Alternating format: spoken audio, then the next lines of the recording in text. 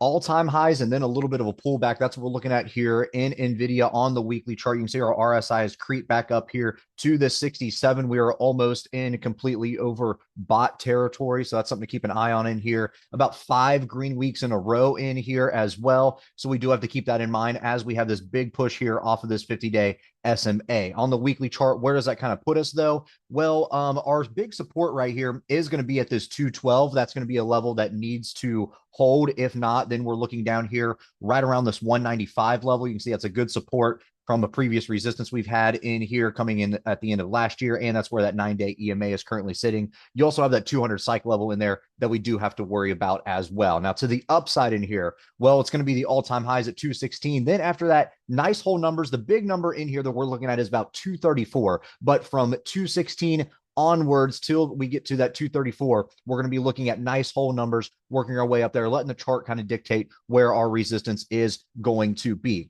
Now, our IV ranking here is relatively elevated compared to itself. That's kind of how it's been in here, even though we had these 5 green weeks in a row. IV rank is still relatively elevated. $4 expected move being priced in by tomorrow's expiration, Fridays, right around $7 of an expected move. If you go all the way out to May expiration, it looks like right around a $14 expected move being priced in there. So let's see what happens as we continue throughout this week in here. Tomorrow we have 0-day expirations going to happen in here. So that might kind of change everything. And it also kind of skews our net flow a little bit, but it does give us a little peek into what traders are looking at short term. So you kind of have to take everything with 0 DTE with a grain of salt. But overall, what we're looking at here in NVIDIA, we're looking at a nice hold of the 212s. If it does breach below there, we're looking at the 200, then the 195s. But if we do hold the 212s and we're looking at those 216s for our first resistance and anything outside of there,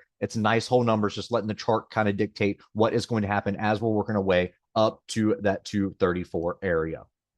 All right, guys, if you like this video, make sure to check us out on all of our social media. We also have a Discord service if you're interested, and you can find all of our socials in the description below.